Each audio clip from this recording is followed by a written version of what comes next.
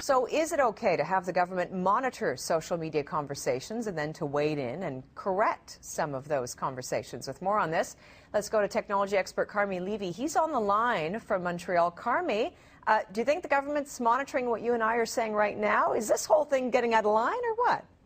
Well, I think the potential is certainly there, and I really hate to be the cynic here because we really should be applauding the government for recognizing that social media are the new way that Canadians keep in touch, and certainly in order to be involved in that discussion, you have to be involved in that discussion as well. So, kudos to Harper's Conservatives, to the government for wading into the wilds of social media and starting to move policy generation into this new realm. It only makes sense, but at the same time, it opens up a bit of a question. I'd like to call it a Pandora's box of what exactly is the government's aim here?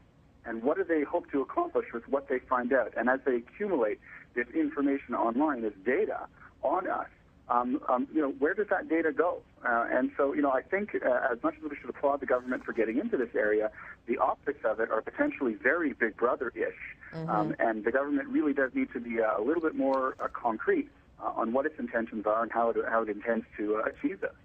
So you're concerned about, A, the optics, B, the motives. Can you elaborate a little more on the motives when you say, why exactly, maybe the real reason they're doing this? What are you inferring there? Exactly, because let's say I'm participating in, I've left a comment on a blog or on a website on a particular issue. In this case, it's related to fisheries.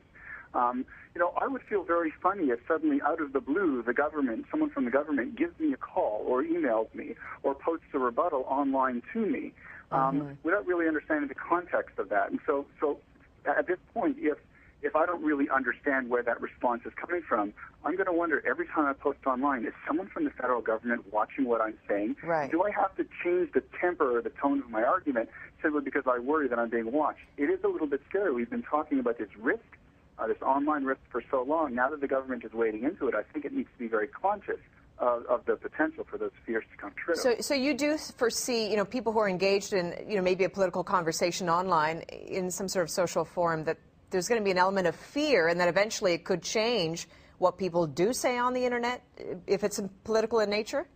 Exactly, because if you're stuck wondering who's watching and what are they going to do if I say the quote-unquote wrong thing, you're going to necessarily change the way you involve yourself in that very public discussion and debate. Carmi, let me also put this to you, though. The government could argue, well, we spend money on billboards, on TV ads to communicate things like the home reno tax credit or inform Canadians, about what they can do. So is this really any different? I mean, I'm sure they will argue, well, we're just trying to get correct information to the people of Canada. And that's all well and good, but billboards can't reach me in my bedroom. When the government uses social media, it can. Okay, interesting. We're going to keep talking about it. Carmi Levy joining us with his view. Thanks, Carmi. Thanks, Jackie.